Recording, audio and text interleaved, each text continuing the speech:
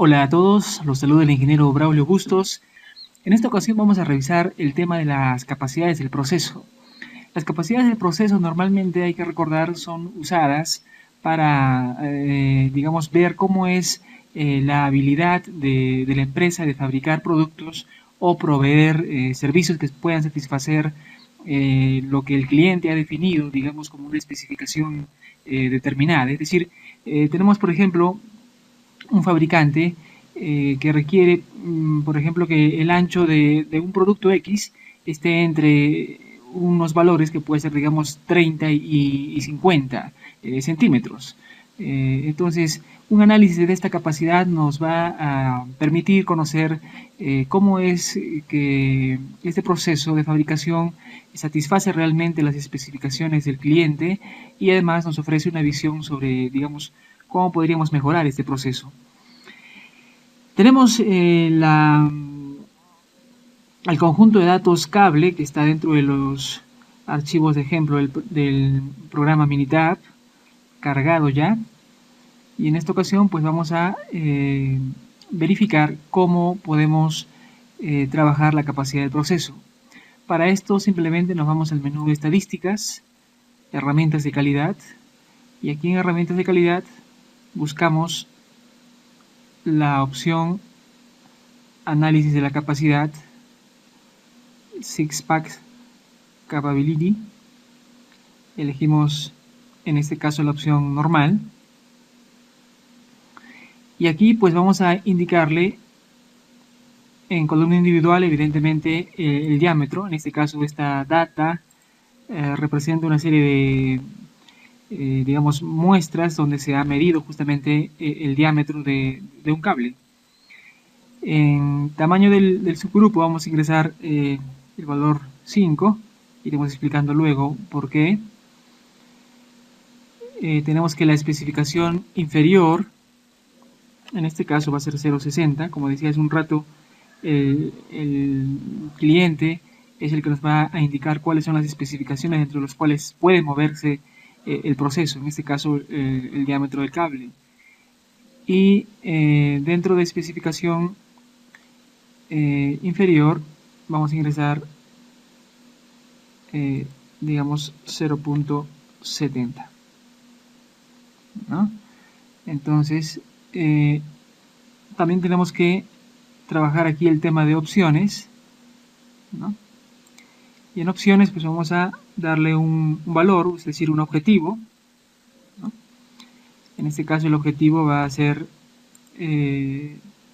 imaginemos que lo queremos poner como 0.65, ¿no? Como un promedio. Aceptamos nuevamente y tendremos como resultado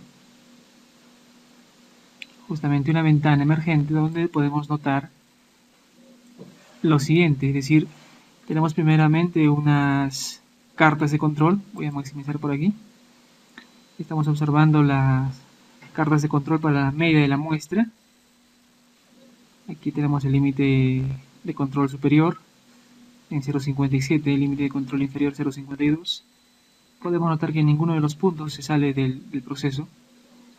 Tenemos que recordar que previamente para, digamos, medir este proceso tenemos que confirmar que el proceso sea totalmente estable, es decir, que pueda ser predecible, ¿no? Si es que el proceso no es estable, probablemente no podamos usar estas herramientas. Tenemos asimismo una carta de control para la gráfica R, es decir, para el rango de la muestra. De la misma manera podemos notar que no hay ningún punto fuera de control. Y tenemos agrupados los valores de esta data a través de esta pequeña gráfica. Aquí decíamos entonces que la gráfica X y la gráfica R nos indican cómo están, digamos, distribuidos los puntos dentro de los límites de control. En este caso implica un proceso estable. Además, digamos, en esta última parte de los valores podemos notar que se puede crear una dispersión horizontal aleatoria. Sin embargo, se puede notar además también que no hay ninguna tendencia, ningún cambio rápido o brusco dentro de este. Es bueno recordar también que para analizar correctamente esas estadísticas de capacidad del proceso, los datos tienen que seguir una distribución normal. Y digamos, ¿quién nos dice si los datos siguen o no la distribución normal? Eso lo podemos notar, digamos, justamente en esta gráfica de probabilidad normal, donde se observan que los puntos rojos están, digamos, dentro de los intervalos de confianza al 95%, es decir que más o menos nos indican de que los datos se comportarían de manera normal. Sin embargo, podría ser muy subjetivo. Algunos podrían decir que hay algunos puntos extremos que se salen de las líneas azules y probablemente no sigan una distribución normal. Aquí tenemos para ello un valor llamado valor P o P-value, que en este caso es 0,794, y el valor de Anderson-Darling, que también es otra forma de probar si los datos siguen o no una distribución normal. En este caso vamos a indicar que la hipótesis nula sería que los datos siguen una distribución normal, y la hipótesis alterna, por el contrario, que los datos no siguen una distribución normal. No sé si voy a confundirlos, pero vamos a escribir esto dentro de un archivo de Word para que esté totalmente claro. Es decir que con hipótesis nula vamos a poner que los datos siguen una distribución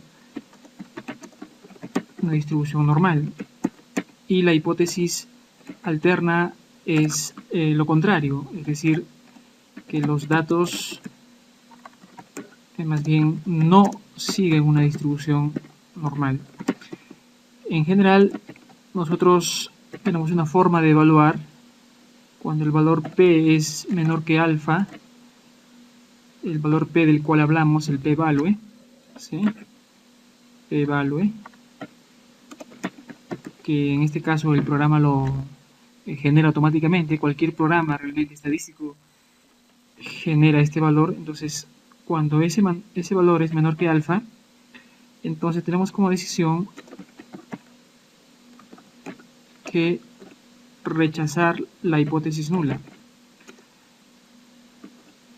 Entonces veamos este valor. Este valor en el programa para este conjunto de datos tenemos que es 0,794, es decir que nos haríamos esta pregunta: 0,794 es menor que 0,05, que es el alfa por defecto. Recordemos que el programa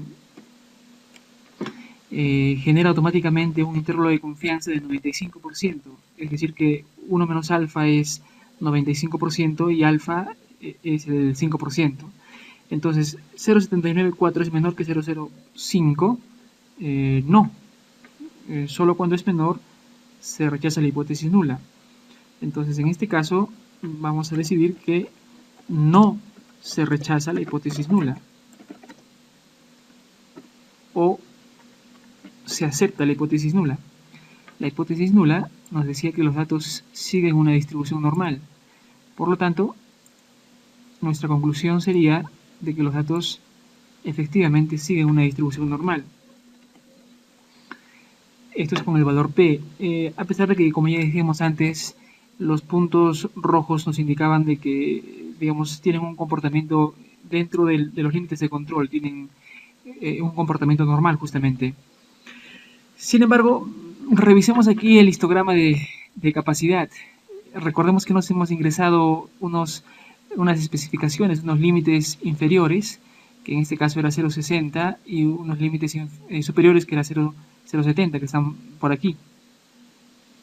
Y el comportamiento de nuestros datos están más bien variando entre 0,50 y 0,60, es decir que están muy por debajo de las especificaciones del cliente.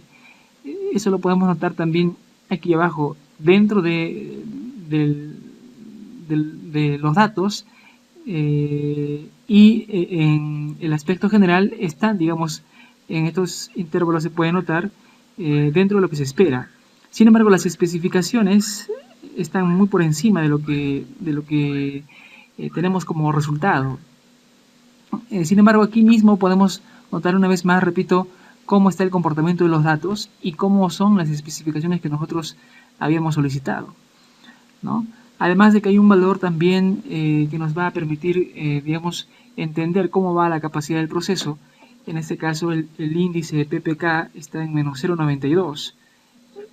Lo ideal aquí es alcanzar por lo menos el valor 1,33, por lo que podemos notar que está muy lejano de ese valor, con lo que, digamos, el fabricante tendría que evidentemente hacer mejoras dentro de sus procesos para entregarnos productos dentro de lo que hemos especificado. Observemos cómo esta gráfica va a variar si nosotros hacemos lo siguiente: en estadísticas, herramientas de calidad, análisis de la capacidad normal. Aquí vamos a especificarle justamente que el límite inferior va a ser 0,50, la especificación superior va a ser 0,60, que es más o menos el comportamiento que están teniendo los datos, 0,60. Y en opciones vamos a ponerle que el CP objetivo va a ser 0,55. Aceptamos. Aceptamos otra vez. Vamos a tener una siguiente gráfica de análisis de la capacidad, donde, digamos, el comportamiento va a estar un poco más adecuado a las expectativas del cliente. Observen, aquí está lo que el cliente espera como mínimo, y el comportamiento de nuestros datos están más o menos comportándose dentro de esos valores. Sin embargo, se puede notar que todavía hay algunos, digamos en este caso, cables que van a estar muy por debajo o muy por encima de lo que tenemos como objetivo. Y eso lo podemos notar también aquí en este índice, que es 0,80, que si bien ha mejorado respecto al caso anterior, recordemos que tendría que llegar por lo menos a 1,33 para, digamos, cumplir las condiciones de lo que el cliente está indicando.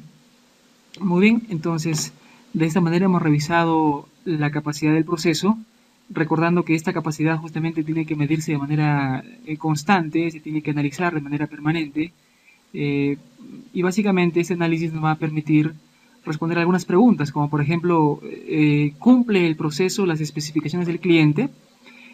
Veíamos en el caso anterior que no cumplía. En este segundo caso está cumpliendo, pero no como, digamos, se esperaría. Otra de las preguntas que nos puede ayudar a responder es cómo va a funcionar el proceso en el futuro. Eh, ¿Van a haber, digamos, mejoras o será necesario realizar mejoras en el proceso? Eso podemos responderlo a través de este análisis. Muy bien, esto ha sido todo por esta entrega.